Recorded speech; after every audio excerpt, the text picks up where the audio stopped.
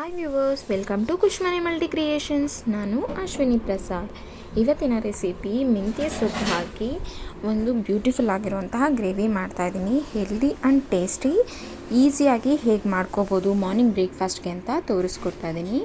ಈಗ ಒಂದು ಬಾಣಲಿ ಇಟ್ಕೊಂಡು ಇದು ಸ್ವಲ್ಪ ಬೆಚ್ಚಗಾದ ಮೇಲೆ 1 ಟೇಬಲ್ ಸ್ಪೂನಷ್ಟು, ಟೇಬಲ್ ಸ್ಪೂನಷ್ಟು ಕಡಲೆಪಪ್ಪು ಹಾಕ್ಕೊಳ್ತಾ ಇದ್ದೀನಿ. ನೀವು ಜಾಸ್ತಿ ಕ್ವಾಂಟಿಟಿಯಲ್ಲಿ ಮಾಡಿದ್ರೆ ಇನ್ಕ್ರೀಸ್ ಮಾಡ್ಕೊಳ್ಳಿ, ಇಲ್ಲ ಇನ್ನೂ ಕಡಿಮೆ ಕ್ವಾಂಟಿಟಿಯಲ್ಲಿ ಮಾಡೋ ಹಾಗಿದ್ದರೆ ನೀವು ಟೀ ಸ್ಪೂನಷ್ಟೇ ಯೂಸ್ ಮಾಡ್ಬೋದು. ಇದನ್ನು ಫುಲ್ಲು ಸಿಮ್ಮಲ್ಲಿಟ್ಟು ಡ್ರೈ ಆಗಿ ಫ್ರೈ ಮಾಡ್ಕೋತಾ ಇದ್ದೀನಿ. ನೀರು ಹಾಕೋಬಾರ್ದು. ಇದನ್ನು ಸ್ವಲ್ಪ ಬೆಚ್ಚಗಾಗೋ ಥರ ಫ್ರೈ ಮಾಡಿಕೊಂಡು ಸೈಡಿಗೆ ತೆಗೆದಿಟ್ಕೊಂಡಿದ್ದೀನಿ. 1 ಟೇಬಲ್ ಸ್ಪೂನಷ್ಟು ಬಿಳಿ ಎಳ್ಳನ್ನು ಹಾಕ್ಕೊಳ್ತಾ ಇದ್ದೀನಿ. ಬಿಳಿ ಎಳ್ಳು ಸಮ್ಮರ್ ಆಗಿರೋದ್ರಿಂದ ಹೀಟ್ ಆಗುತ್ತೆ, ನೋಡ್ಕೊಂಡು ಹಾಕ್ಕೊಳ್ಳಿ. ಜಾಸ್ತಿ ಯೂಸ್ ಮಾಡ್ಕೋಬೇಡಿ, ರೇರಾಗಿ ಯೂಸ್ ಮಾಡ್ಕೋಬೋದು. ಇದನ್ನು ಸ್ವಲ್ಪ ಬೆಚ್ಚಗಾಗೋ ಹಾಗೆ ಮಾಡಿಕೊಂಡು ಸೈಡಿಗೆ ತೆಗೆದಿಟ್ಕೊಳ್ತಾ ಇದ್ದೀನಿ. ನಿಮಗೆ ಇದೆಲ್ಲ ಬೇಗನೆ ಫ್ರೈ ಆಗೋಗುತ್ತೆ. ಈಗ ಅದೇ ಬಾಣಲಿಗೆ ಕಡಲೆ ಬೀಜ 2 ಟೇಬಲ್ ಸ್ಪೂನಷ್ಟು ಹಾಕ್ಕೊಳ್ತಾ ಇದ್ದೀನಿ. ಹಾಕ್ಕೊಂಡು ಇದನ್ನು ಫುಲ್ಲು ಸಿಮ್ಮಲ್ಲಿಟ್ಟೆ ಫ್ರೈ ಮಾಡ್ಕೊಳ್ಳಿ, ಇಲ್ಲಾಂದರೆ ನಿಮಗೆ ಹಸಿದಾಗಿ ಸ್ಮೆಲ್ ಬಂದುಬಿಡತ್ತೆ. ಈಗ ಕಡಲೆ ಬೀಜ ಫ್ರೈ ಆದಮೇಲೆ ಸೈಡಿಗೆ ತೆಗೆದಿಟ್ಕೊಂಡು ಅದೇ ಬಾಣಲಿಗೆ 2 ಟೇಬಲ್ ಸ್ಪೂನಷ್ಟು ಆಯಿಲ್ ಹಾಕಿದ್ದೀನಿ. ಇದಕ್ಕೆ 9 ರಿಂದ 10 ಎಸ್ಲಷ್ಟು ಸ್ವಲ್ಪ ಜಾಸ್ತಿನೇ ಬೆಳ್ಳುಳ್ಳಿ ಯೂಸ್ ಮಾಡ್ಕೋತಾ ಇದ್ದೀನಿ. ಇದನ್ನು ಜಜ್ಜಿ ತೊಗೊಂಡಿದ್ದೀನಿ. ಕಟ್ ಮಾಡಿಕೊಂಡ್ರೂ ಚೆನ್ನಾಗಿರುತ್ತೆ, ಬಟ್ ಜಜ್ಜಿ ಉಪಯೋಗ ಮಾಡಿದ್ರೆ ಇನ್ನೂ ಟೇಸ್ಟ್ ಚೆನ್ನಾಗಿರುತ್ತೆ. ನೀವು ಬೇಕಾದರೆ ಹಾಗೇನೂ ಸಹ ಹಾಕ್ಕೋಬೋದು. ಇನ್ನೂ ಯಾರಾದರೂ ಫಸ್ಟ್ ಟೈಮ್ ನನ್ನ ಚಾನಲ್ ನೋಡ್ತಿದ್ರೆ ಪ್ಲೀಸ್ ಸಬ್ಸ್ಕ್ರೈಬ್ ಮಾಡ್ಕೊಳ್ಳಿ, ಬೆಲ್ ಐಕಾನ್ ಪ್ರೆಸ್ ಮಾಡಿ. ನಾನು ನೆಕ್ಸ್ಟ್ ಯಾವುದೇ ವಿಡಿಯೋ ಅಪ್ಲೋಡ್ ಮಾಡಿದ್ರೂ ನಿಮಗೆ ಫಸ್ಟ್ ನೋಟಿಫಿಕೇಷನ್ ಬರುತ್ತೆ. Thank you for the all subscribers. ಬೆಳ್ಳುಳ್ಳಿನ ಹಾಗೆ ಹಾಕಿದ್ರೂ ನಿಮಗೆ ಟೇಸ್ಟ್ ತುಂಬ ಚೆನ್ನಾಗಿರುತ್ತೆ, ಅಲ್ಲಲ್ಲಿ ಸಿಗುತ್ತೆ. ಮನೇಲಿ ಎತ್ತಿಟ್ಬಿಡ್ತಾರೆ ಅನ್ನೋ ಥರ ಇದ್ದರೆ ಈ ಥರ ಜಜ್ಜಿ ಹಾಕ್ಕೊಳ್ಳಿ. ಈಗ ಬೆಳ್ಳುಳ್ಳಿ ಚೆನ್ನಾಗಿ ಫ್ರೈ ಆದಮೇಲೆ ಮೆಂತ್ಯ ಸೊಪ್ಪು ಅರ್ಧ ಕಟ್ಟು ತೊಗೊಂಡಿದ್ದೀನಿ ಇಲ್ಲಿ ನಾನು. ನೀವು ಇನ್ನೂ ಜಾಸ್ತಿ ಕ್ವಾಂಟಿಟಿಯಲ್ಲಿ ತೊಗೋಬೋದು, ಬಟ್ ಕಹಿ ಬಂದುಬಿಡತ್ತೆ. ನೀವೇನಾದರೂ ಜಾಸ್ತಿ ಮಾಡೋ ಹಾಗಿದ್ದರೆ 1 ಕಟ್ ಯೂಸ್ ಮಾಡ್ಕೊಳ್ಳಿ.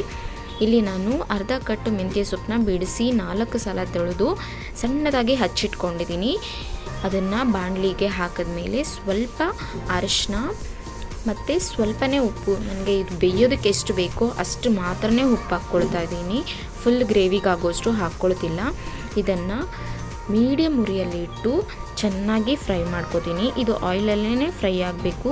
ಚೆನ್ನಾಗಿ ಅದು ನೀರು ಬಿಡುತ್ತೆ ಸ್ವಲ್ಪ ಮೆಂತ್ಯ ಸೊಪ್ಪು, ಆ ನೀರೆಲ್ಲ ಡ್ರೈ ಆಗೋ ಥರ ಹುರ್ಕೊಳ್ತಾ ಇದ್ದೀನಿ. ನೋಡ್ತಿರ್ಬೋದು, ಕೈ ಆಡಿಸ್ತಾನೆ ಇದ್ದೀನಿ, ಬಿಕಾಸ್ ತಳ ಅಂಟು ಬಿಡತ್ತೆ, ಮೆಂತ್ಯ ಸೊಪ್ಪು ಬಾಣಲಿಗೆ ಕಚ್ಕೊಂಡು ಬಿಡತ್ತೆ.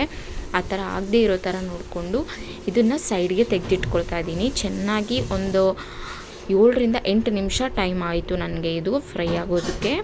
ಚೆನ್ನಾಗಿ ಫ್ರೈ ಆದಮೇಲೆ ಸೈಡಿಗೆ ತೆಗೆದಿಟ್ಕೊಂಡಿದ್ದೀನಿ. ಈಗ ಅದೇ ಬಾಣಲಿಗೆ 1 ಟೇಬಲ್ ಸ್ಪೂನಷ್ಟು ಎಣ್ಣೆ ಹಾಕಿ ಅದಕ್ಕೇನೆ ಸಾಸಿವೆ ಹಾಕಿಲ್ಲ, ಜೀರಿಗೆ ಹಾಕ್ಕೊಂಡಿದ್ದೀನಿ. ನೀವು ಬೇಕಾದರೆ ಸಾಸಿವೆನೂ ಹಾಕ್ಕೋಬೋದು. ಜೀರಿಗೆ ಹಾಕಿ ಸ್ವಲ್ಪ ಫ್ರೈ ಆದಮೇಲೆ 2 ಆನಿಯನ್ನ ಸಣ್ಣದಾಗಿ ಹಚ್ಚಿಟ್ಕೊಂಡಿದ್ದೀನಿ.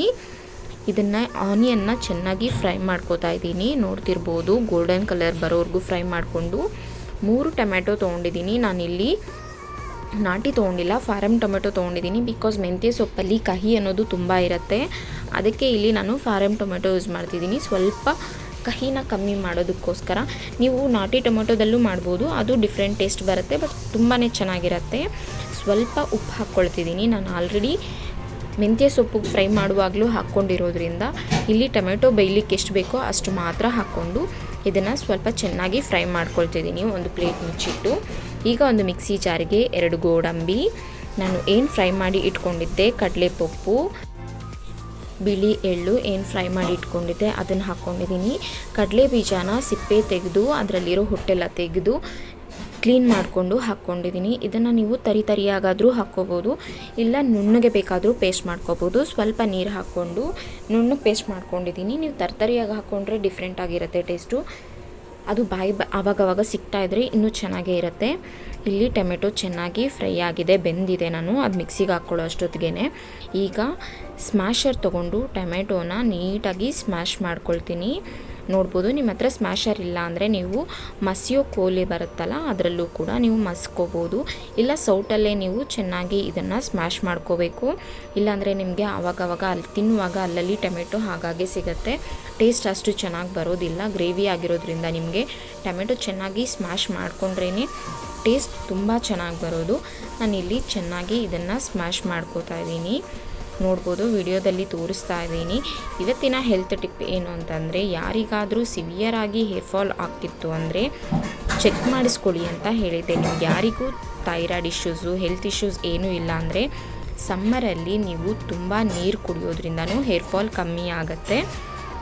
ನಿಮಗೆ ಬಾಡಿಗೆ ಎಷ್ಟು ವಾಟರ್ ಬೇಕಾಗುತ್ತೋ ಅದರಷ್ಟೇ ನಿಮ್ಮ ಹೇರ್ಗೂ ಸಹ ವಾಟರ್ ಬೇಕು. ಸೊ ಸಮ್ಮರಲ್ಲಿ ಹೆವಿಯಾಗಿ ವಾಟರ್ ತೊಗೊಳ್ಳಿ, ಅದರಿಂದ ನಿಮಗೆ ಹೇರ್ ಫಾಲ್ ತುಂಬಾ ಕಮ್ಮಿ ಆಗುತ್ತೆ. ಈಗ ಸ್ಮ್ಯಾಶ್ ಮಾಡ್ಕೊಂಡಿದ್ದೀನಿ. ಈಗ ಇದಕ್ಕೆ ಕಾಲು ಟೀ ಸ್ಪೂನಷ್ಟು ಅಚ್ಚ ಖಾರದ ಪುಡಿ ಹಾಕ್ಕೊಂಡಿದ್ದೀನಿ, 1/4 ಟೀ ಸ್ಪೂನಷ್ಟು ಧನಿಯಾ, 1/4 ಟೀ ಸ್ಪೂನಷ್ಟು ಗರಂ ಮಸಾಲ ಹಾಕ್ಕೊಳ್ತಾ ಇದ್ದೀನಿ. ಇಲ್ಲೂ ನಾನು ಸ್ವಲ್ಪ ಚಿಟಿಕೆ ಅರಿಶಿನ ಯೂಸ್ ಮಾಡ್ತಾ ಇದ್ದೀನಿ. ನಾನು ಅಲ್ಲಿ ಸೊಪ್ಪಿಗೆ ಸ್ವಲ್ಪನೇ ಹಾಕಿದ್ದೆ, ಇಲ್ಲೂ ಸ್ವಲ್ಪ ಹಾಕ್ಕೊಂಡು ಇದನ್ನು ಚೆನ್ನಾಗಿ ಆಯಿಲ್ ಬಿಡೋದವರೆಗೂ ನಾವಿದು ಘಾಟ್ ಇರುತ್ತೆ. ನಾವು ಡೈರೆಕ್ಟಾಗಿ ಅದನ್ನು ಫ್ರೈ ಮಾಡ್ದಿರ ಹಾಕಿಬಿಟ್ರೆ ಘಾಟ್ ಅನಿಸ್ಬಿಡತ್ತೆ, ತಿನ್ನುವಾಗ ಅಷ್ಟು ರುಚಿಯಾಗಿರೋದಿಲ್ಲ. ಇದನ್ನು ಡ್ರೈ ಆಗಿ ಚೆನ್ನಾಗಿ ಫ್ರೈ ಮಾಡ್ಕೋಬೇಕು. ಕೈ ಬಿಡ್ದಿರ ಚೆನ್ನಾಗಿ ಫ್ರೈ ಮಾಡ್ಕೋಬೇಕು. ಕೈ ಬಿಟ್ಟರೆ ತಳ ಅಂಟೋ ಚಾನ್ಸಸ್ ಇರುತ್ತೆ, ಏಕೆಂದರೆ ನಾವೆಲ್ಲ ಡ್ರೈ ಮಸಾಲಾನೇ ಹಾಕಿರೋದ್ರಿಂದ. ಆಗ ಚೆನ್ನಾಗಿ ಕಲಿಸ್ಕೊಳ್ತಾನೆ ಇದ್ದರೆ ನಿಮಗೆ ಎಣ್ಣೆ ಸುತ್ತೂ ಬಿಡುತ್ತೆ. ಈಗ ನಾನು ಏನು ರುಬ್ಬಿಟ್ಕೊಂಡಿದ್ದೆ ನೀರು ಹಾಕಿ ಆ ಪೇಸ್ಟನ್ನ ಇಲ್ಲಿ ಹಾಕ್ಕೊಳ್ತಿದ್ದೀನಿ. ನಾವು ಈ ಪೇಸ್ಟಲ್ಲಿರೋದನ್ನೆಲ್ಲ ಆಲ್ರೆಡಿ ಡ್ರೈ ಆಗಿ ರೋಸ್ಟ್ ಮಾಡ್ಕೊಂಡಿರೋದ್ರಿಂದ ನಮಗೆ ಜಾಸ್ತಿ ಅದು ಹಸಿ ವಾಸನೆ ಬರೋದಿಲ್ಲ.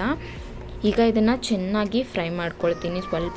ನಾನು ಇದೇ ಜಾರಿಗೆ ಸ್ವಲ್ಪ ನೀರು ಹಾಕಿ ಕಲಸಿ ಅದರ ಮಸಾಲೆನೆಲ್ಲ ಮತ್ತೆ ಬಾಣಲಿಗೆ ಹಾಕ್ಕೊಂಡು ಕಲಿಸ್ಕೊತಾ ಇದ್ದೀನಿ. ನನಗೆ ಗ್ರೇವಿ ಟೈಪ್ ಬೇಕಾಗಿರೋದ್ರಿಂದ ನೀರನ್ನ ನೋಡ್ಕೊಂಡು ಹಾಕ್ಕೊಳ್ತಾ ಇದ್ದೀನಿ. ನೀವು ಜಾಸ್ತಿ ಕ್ವಾಂಟಿಟಿಯಲ್ಲಿ ಮಾಡೋದಾದರೆ ಇದೇ ರೆಸಿಪಿಗೆ ನೀವು ಹೆಸರುಬೇಳೆ ಸಹ ಯೂಸ್ ಮಾಡ್ಬೋದು. ಸಮ್ಮರ್ ಆಗಿರೋದ್ರಿಂದ ಮೆಂತ್ಯ ಸೊಪ್ಪು ಕಹಿ ಇರುತ್ತೆ, ಪ್ಲಸ್ ಅದೂ ಹೀಟ್ ಅಂತ ಹೇಳ್ತಾರೆ. ಸೊ ಅದರಿಂದ ನೀವು ಮಂತ್ಲಿ ಒನ್ಸ್ ಅಥವಾ ಟ್ವೈಸು ಮೆಂತ್ಯ ಸೊಪ್ಪು ಯೂಸ್ ಮಾಡ್ಬೋದು, ಏನೂ ಪ್ರಾಬ್ಲಮ್ ಆಗೋದಿಲ್ಲ. ಈಗ ಗ್ರೇವಿನ ಚೆನ್ನಾಗಿ ಫ್ರೈ ಮಾಡ್ಕೊಂಡಾದಮೇಲೆ ನಾನು ಏನು ಮೆಂತ್ಯ ಸೊಪ್ಪನ್ನ ಫ್ರೈ ಮಾಡಿ ಇಟ್ಕೊಂಡಿದ್ದೆ, ಮೆಂತ್ಯ ಸೊಪ್ಪು ಬೆಳ್ಳುಳ್ಳಿನ, ಈಗ ಅದನ್ನು ಇದಕ್ಕೆ ಹಾಕಿ ಕಲಿಸ್ಕೊತಿದ್ದೀನಿ. ನಾನು ಹೈ ಫ್ಲೇಮಲ್ಲಿ ಇಟ್ಟಿಲ್ಲ, ಮೀಡಿಯಮ್ ಉರಿಯಲ್ಲೇ ಇಟ್ಕೊಂಡು ನಾನು ಇದನ್ನು ಚೆನ್ನಾಗಿ ಫ್ರೈ ಮಾಡ್ಕೋತಾ ಇದ್ದೀನಿ. ನೀವು ಜೋರು ಉರಿಯಲ್ಲಿ ಇಟ್ಕೊಂಡ್ಬಿಟ್ರೆ ತಳ ಅಂಟತ್ತೆ, ಸೀದೋಗುತ್ತೆ, ಟೇಸ್ಟೇ ಚೇಂಜ್ ಆಗೋಗುತ್ತೆ ಹೊರತು ಅಷ್ಟು ನಿಮಗೆ ಟೇಸ್ಟ್ ಅನಿಸೋದಿಲ್ಲ. ಇದನ್ನು ಮೀಡಿಯಮ್ ಉರಿಯಲ್ಲಿಟ್ಟು ನೋಡ್ತಿರ್ಬೋದು ನಾನು ಎಷ್ಟು ಚೆನ್ನಾಗಿ ಮಾಡ್ಕೊಂಡಿದ್ದೀನಿ ಅಂತ. ಅದು ಗ್ರೇವಿ ಟೈಪಲ್ಲೇ ಮಾಡ್ಕೊಂಡಿದ್ದೀನಿ. ನೀವು ಇನ್ನೂ ಬೇಕಾದರೆ ಸ್ವಲ್ಪ ತೆಳ್ಳಗೂ ಮಾಡ್ಕೋಬೋದು, ಇಲ್ಲ ಇನ್ನೂ ಸ್ವಲ್ಪ ಗಟ್ಟಿಗೂ ಮಾಡ್ಕೋಬೋದು. ನಾನು ಇದನ್ನು ಅವಲಕ್ಕಿ ದೋಸೆಗೆ ಸರ್ವ್ ಮಾಡ್ಕೊಂಡಿದ್ದೀನಿ.